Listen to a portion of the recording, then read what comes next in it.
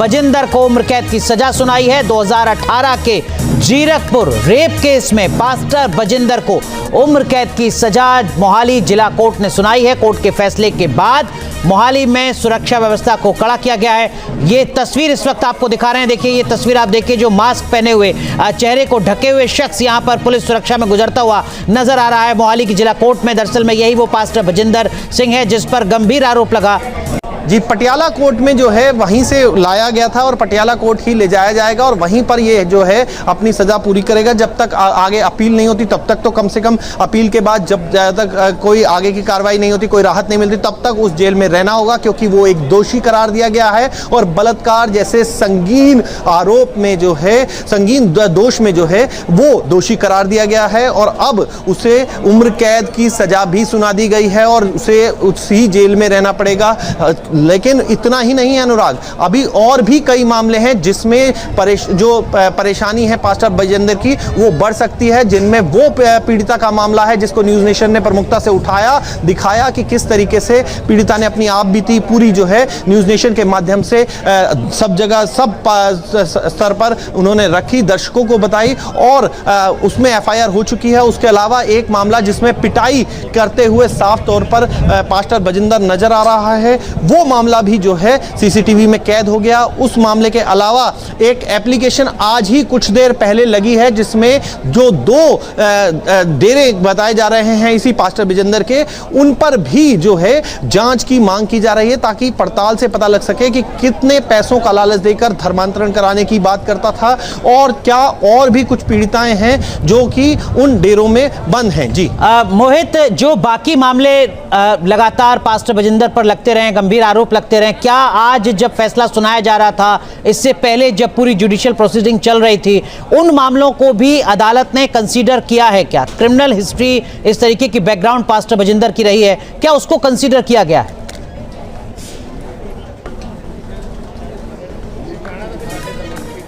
देखिए, इस पूरे मामले, ये पूरा मामला 2018 से चल रहा था, बाकी मामले जो हैं वो बाद में उजागर हुए हैं, लेकिन जो है कोर्ट ने इसी मामले की जो ग्रेविटी है उसको समझा, जो सबूत उनके सामने रखे गए उन सबूतों को देखा और उन्हीं सबूतों के मद्देनजर जो है इस सजा का ऐलान किया गया है। आप समझिए कि और इस मामले में और लोगों को भी दोषी जो आरोपी बनाया गया था, लेकिन उन पर दोष सिद्ध नहीं हो पाया। जो लड़की ने लड़ाई लड़ी है, 8 साल तक ये महिला लड़ाई लड़ती रही और फिर कई चीजें सामने आई, अभी भी वो डरी हुई हैं क्योंकि बेशक उम्र कैद की सजा हो गई हो, लेकिन उनका कहना है कि बहुत बड़ा नेक्सस है। इस वक्त पीड़िता हमारे साथ हैं, क्या कहेंगी? आपकी एक बड़ी लड़ाई, हम लोगों ने न्यूज़ नेशन पर खबर भी दिखाई, आप जो हैं आज वो लड़ाई जीत गई। मैं न्यूज़ नेशन का बहुत बहुत धन्यवाद करना चाहती हूँ। मैंने देखा है कि आप एक के लिए नहीं, हर पखंडवाद के लिए दिखाते हो।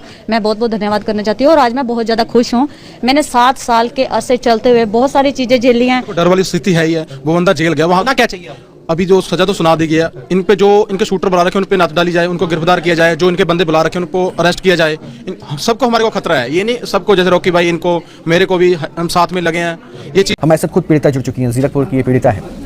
आज कैसा लग रहा है जब अदालत ने ये फैसला सुनाया, उस वक्त कैसा महसूस हुआ?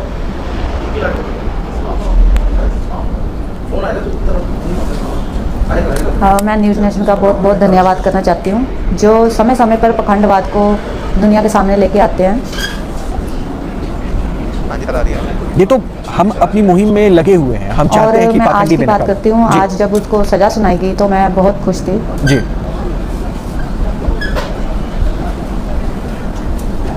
7 साल का अरसा कोई छोटा नहीं होता, बहुत बड़ा अरसा होता है। बिल्कुल। और इस समय हमने बहुत सारे उतार चढ़ाव देखे, बहुत सारी मुसीबतें झेली, बहुत सारी मुश्किलें भी झेली। ये खबरें हमारे तक पहुंच रही है कि बजिंदर जज के पास गिड़गिड़ा रहा था, कह रहा था कि मैं 2 बच्चों का पिता हूं, मेरे पाँव में रॉड लगा हुआ है, ये सज़ा ज़्यादा है, कुछ ऐसी बातें कह रहा था क्या बजिंदर?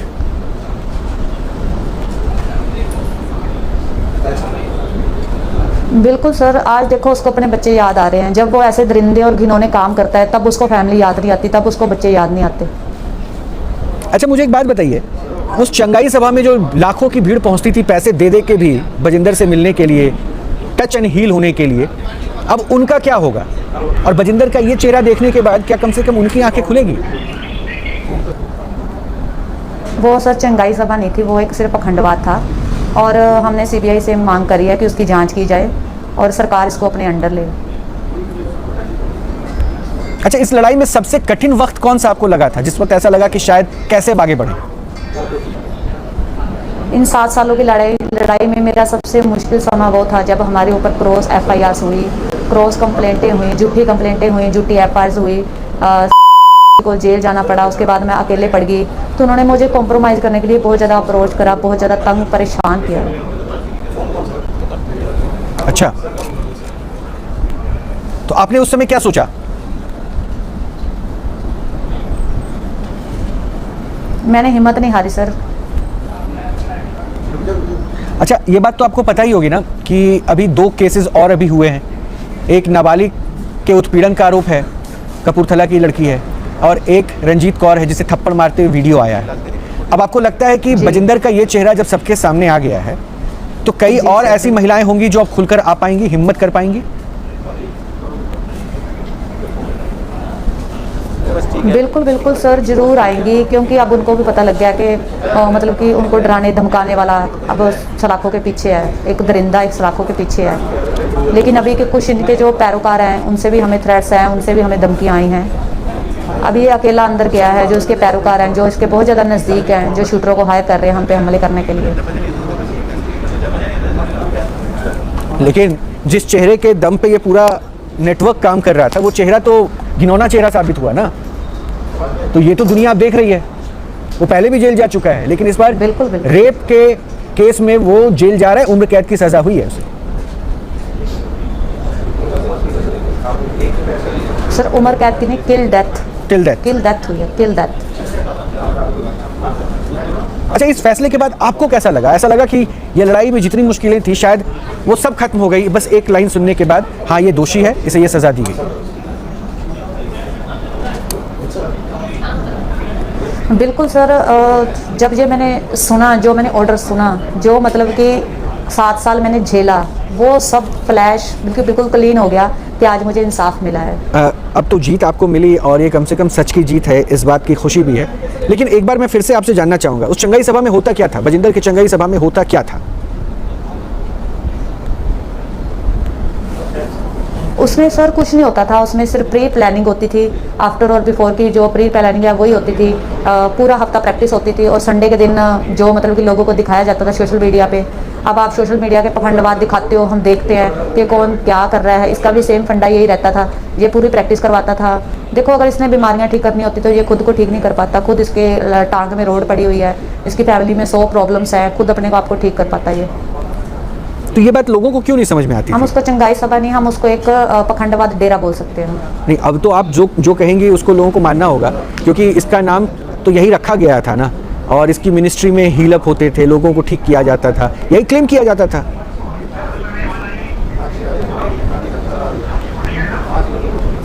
सर देखो, सोशल मीडिया पे जो दिखाते हैं, बंदा सोचता है कि इसमें शायद सच में शक्तियाँ हैं। जब बंदा के साथ मतलब कि बंदा मिलता है, बंदा वहाँ पहुँचता है, उनके साथ जब ऐसी ऐसी वारदातें होती हैं, धमकाया जाता है उनको, फिर पता चलता है बंदे को नहीं, जो सोशल मीडिया पे दिखाया जाता है वो कुछ और है, जो ये बंदा है सामने प्रेजेंटली ये कुछ और है। अच्छा, आप कब जुड़ी थी इसके मिनिस्ट्री में? मैं नियर अबाउट 2016-17 में जुड़ी थी इनके साथ। और कितने दिन रही? मैंने लगभग सर 1.5 साल इनके साथ वर्क किया है। तो 1.5 सालों में इतना समय लग गया आपको इसको समझने में? और 1.5 सालों में वहाँ पे क्या चीज़ें आपने महसूस की, क्या हो रहा था वहाँ? मुझे इसको समझने में कोई समय नहीं लगा सर। जो मेरे साथ इंसिडेंट हुआ ना, उसके बाद मैंने स्टेप लिया। तो आपने इसकी मिनिस्ट्री में ही सबसे पहले अपोज किया, आवाज़ उठाई, या मिनिस्ट्री छोड़ने के बाद अब कंप्लेन करने पहुंचे? नहीं, मैंने इनकी मिनिस्ट्री में ही जो मतलब कि इसके जो प्रधान वगैरह, पहले मैंने उनसे बात करी। उन्होंने मुझे मतलब कि उल्टा मुझे ही धमकाना शुरू कर दिया कि अगर तुमने बाहर आवाज़ उठाई तो तुम्हारी फैमिली को किल कर दिया जाएगा, मार दिया जाएगा। तो उसके बाद 3 महीने तो मैं ऐसे ही अपनी कंप्लेंट लेके भटकती रही, मेरी की कहीं सुनवाई नहीं हुई। अच्छा, तो 1.5 सालों में मैं अगर आपसे जानना चाहूँ उसकी मिनिस्ट्री में होता क्या था? सिर्फ खाली प्रेयर? मैंने उनको बताया कि ऐसे ऐसे, या कुछ और भी?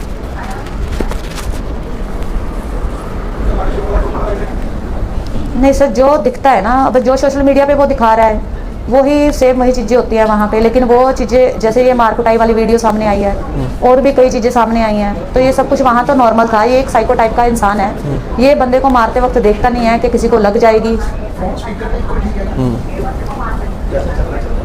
ठीक है, आप मेरे साथ बने रहिए। सिमरनजीत जी भी हमारे साथ है, क्योंकि इस लड़ाई में उन्होंने भी बहुत अहम भूमिका निभाई है और समाज में कम से कम ऐसे चेहरों को बेनकाब करने के लिए सिमरनजीत जैसे चेहरों को का होना बहुत ज़रूरी है। सिमरनजीत जी, ये लड़ाई जो आज पीड़िता ने जीती है ना, इस लड़ाई में आपके किरदार को भी हमने जाना है। आपने भी कदम से कदम मिलाकर इस फैसले के लिए लड़ाई लड़ी है। आज कैसा लगा जब पीड़िता को न्याय मिला, सज़ा हुई, उम्र कैद टिल डेथ जो स्टेटमेंट अभी पीड़िता ने कहा? देखो, आज हम बहुत गुड फील कर रहे हैं कि हमारे को न्याय मिला है और एक केस में हमारे को न्याय मिला है, बाकी 2 केस जो पेंडिंग है वो। क्योंकि लड़ाई तो अभी जारी रहेगी ना आपकी, और जो लड़ाई तो जारी रही है हमारी। जो 5 बंदे वो बरी किए थे, हम वो भी हाई कोर्ट में डाल रहे हैं, वो भी खुश हो रहे हैं ना कि हम बरी हो गए। हम वो भी हाई कोर्ट तक लेके जाएंगे। जो 5 बंदे बरी हुए थे ना, हम वो भी हाई कोर्ट तक लेके जाएंगे। दोबारा हम अपील पाएंगे, डालेंगे वहाँ पे, उसके बाद वहाँ पे भी कार्रवाई शुरू होगी हमारी। अच्छा, क्या आप भी उस समय अदालत में मौजूद थे जिस समय ये सज़ा सुनाई जा रही थी? बिल्कुल, हाँ, वहीं पे था सर मैं। क्या कमेंट्स एक्चुअली जज ने कहा, मैं अगर वो सुन पाऊँ आपसे, जज साहब ने जो फैसला सुनाया, सज़ा सुनाई, उसमें क्या था उनका कमेंट? देखो, वो तो स्टेटमेंट तो पहले लिख रखी थी सर, उसमें तो साइन होने बाकी थे। उसके बाद में हैंड टू हैंड बाहर लेके चले गए और इसका फेस देखने वाला सर, रोने वाला फेस हो रखा था। बाइबल हाथ में पकड़ी थी और फेस देखने वाला था इनका, रोने वाला फेस हो रखा था। उनके वकील साहब ने बोला कि सर इनकी सजा कम कर दो, सजा कम कर दो।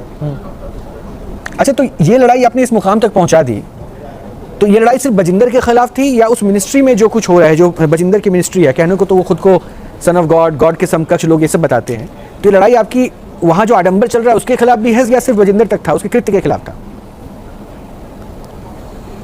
नहीं, जो उनके वहाँ पे चल रहा है, चर्च में जो मिनिस्ट्री में चल रहा है, हमारी उनके खिलाफ भी जारी रहेगी। जो हमारी जो लड़ाई वो जारी रहेगी, हम डरने वाले नहीं। जो अंदर चल रहा है, धर्म के नाम पे पैसा इकट्ठा कर रहा है, लड़कियों के साथ छेड़छाड़ कर रहा है, वो हमारी लड़ाई जारी है। आज मैंने एप्लीकेशन भी दी डीसी साहब को कि वहाँ पे जाके सर्च की जाए अंदर चल क्या रहा है वहाँ पे।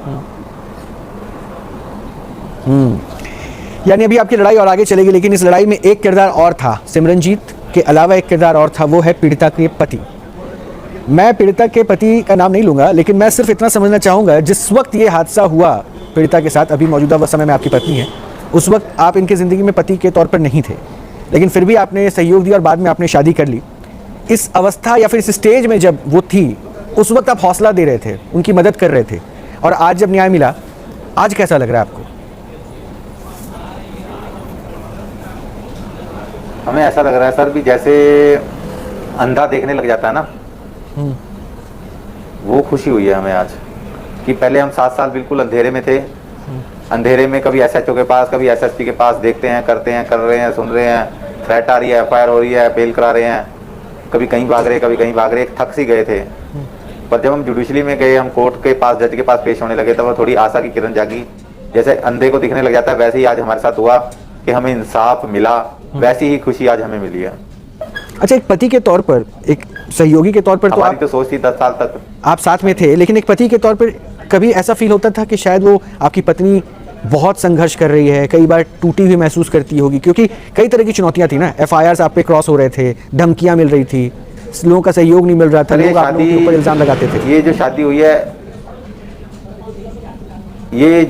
है, सर, ये शादी परिस्थितियों में ही हुई है। जो उसने परिस्थितियां ऐसी पैदा कर दी थी, तो उसके अंतर्गत जैसे हमने तरीके भुगती, एफआईआर सेम, कोर्ट में जाना, कोर्ट में आना, 7 साल स्ट्रगल किया हमने इकट्ठे। मैं जब जेल में गया 6 महीने, क्षेत्र डी की एफआईआर मेरे ऊपर की गई, प्रतिभा एसआई द्वारा चंडीगढ़ में, उसमें 6 महीने काटे। जैसे मैंने हेल्प की थी इनकी, वैसे ही फिर इन्होंने मेरी सेम हेल्प की। तो जब इन्होंने मेरी हेल्प की तो मुझे ऐसा लगा भी कहीं ना कहीं हमें एक हो जाना चाहिए। अगर हम एक ना होते तो शायद इसको सजा ना होती, क्योंकि इनके ऊपर भी बहुत ज्यादा प्रेशर था इनकी फैमिली का कंप्रोमाइज के लिए। जब मैं इनकी जिंदगी में आ गया तो उसके बाद फिर मैंने इनको हौसला दिया भी कोई बात नहीं, चाहे माँ बाप भाई बहन ना खड़े हों, पर मैं खड़ा हूँ।